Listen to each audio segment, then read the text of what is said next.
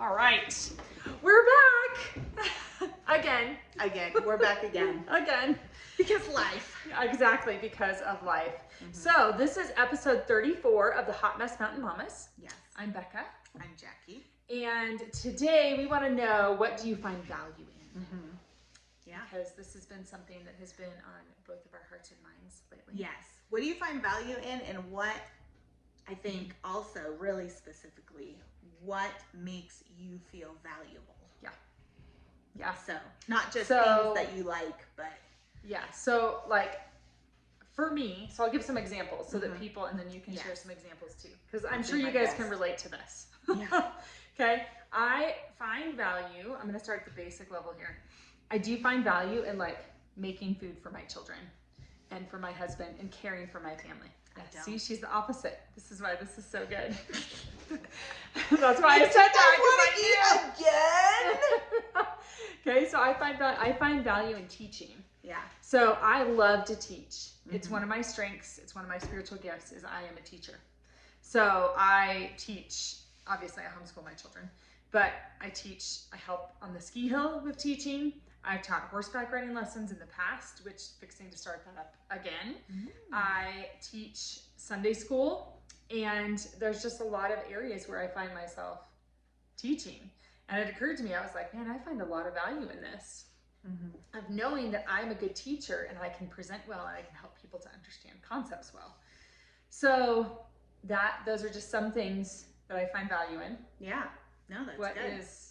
I agree. I enjoy teaching too. I think there's a lot of value in that. Yeah. And sharing. I really enjoy sharing truth from the scripture. And I find, so I don't really, cooking is like one of those things that you have to do because you find value in eating. Yeah, if they could just skip the whole genetic mutation experimentation and figure out how we can survive without eating again, or those like Jetson tabs, you know, where you push the button and that you're like have a full course meal in this like button or Star tab. Trek. And like, here, children. Did you ever watch Star Trek? No, not really. The Star Trek, they have like this little machine, they push a button, and you can be like, I would like a chicken dinner with a side of green beans, and it just like that would be perfect. Appears. Like I can find room in my tiny house for that. Exactly. Well, it doesn't take up that much space. It's just like a little vending machine. Perfect. Vending machine. Makes things material. Yes, material. I was like, it's not vaporized because that's the opposite. Oh no! Unvaporized? What is that? Anyway, I'm sorry. No, you're good. You're good. So. Yeah. No, but like a orderly space. Like a clean, kind of orderly space I find value in. Yeah. And organizing things well. It's like, I don't know. I'm like, or unorganized organization. I don't know. But like having a place for things and them having a home. That makes me feel happy. And solving problems. Yeah. I love to solve problems. Yeah. So those I find values in those things, and they make me feel happy and valuable when I can do them. Yes, and that is kind of, so I'm sure some of you can relate to those. I actually don't relate to any of yours either. Yeah, I'm like, you like to cook? I know. Becca always makes these amazing meals and these like things that are so creative, and I'm like, oh. But that's what I find value in. I'm like, that's awesome. Can you make that for me too? Yes, I can. I would be happy to. Can you come organize my house? Have you Perfect. seen it? We'll swap. You cook for me and I'll organize for you. Exactly. Yeah. So I also lately have been noticing that because I find value in those things, I now am putting so much value in it that those are becoming like walls in my life.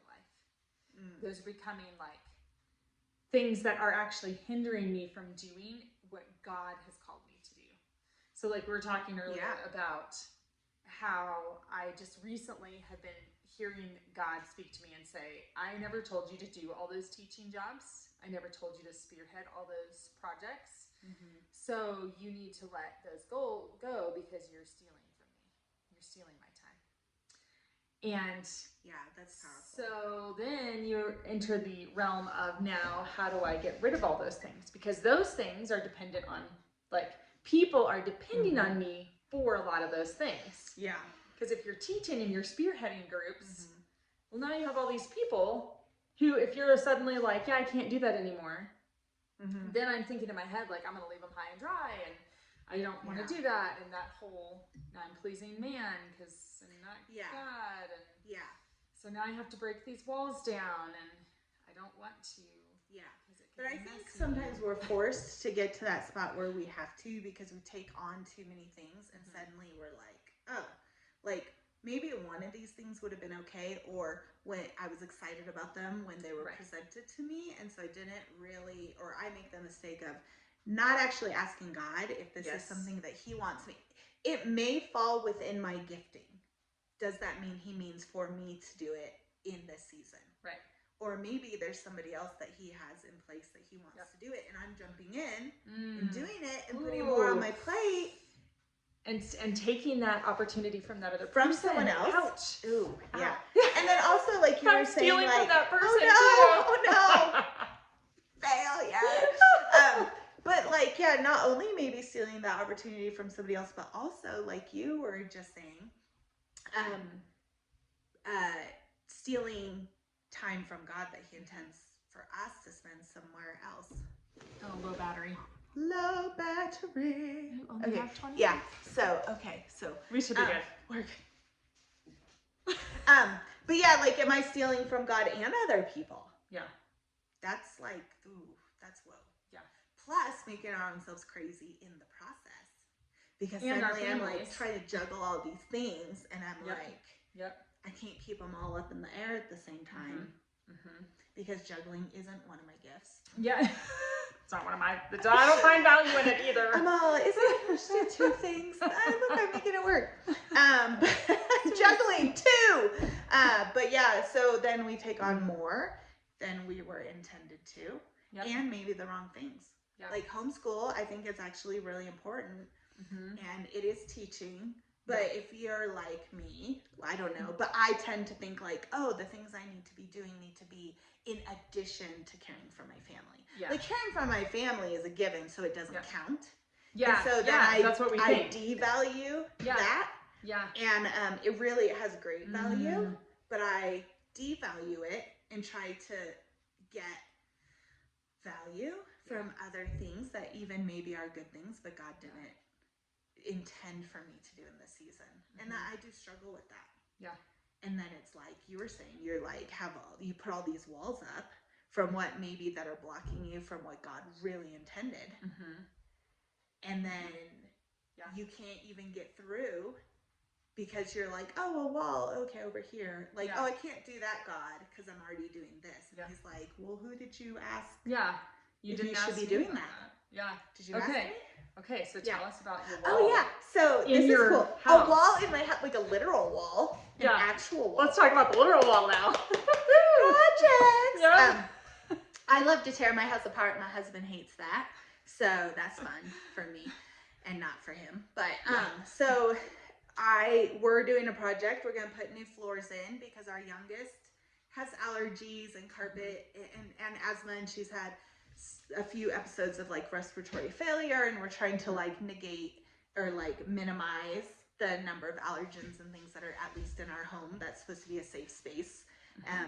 And so we're like, we got to get rid of this carpet. It's just horrible. For one, we don't live in Sidewalk City. We live in Dirt Town. Yes. So everything, all the dirt and all the stuff, mud season, especially now, like dogs come in, kids come in. You can take your shoes off at the door. The dirt and the mud is still coming in. And it just collects in the carpet. And then every time we vacuum, it kicks stuff up, and then she starts coughing, and it's just like, okay, we just got to get rid of this. I can mop, you know.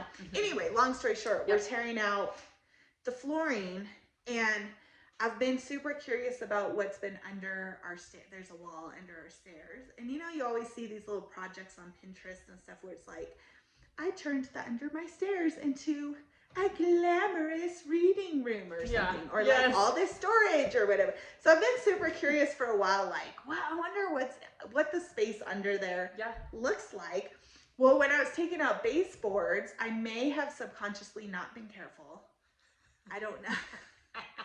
And I accidentally put a hole.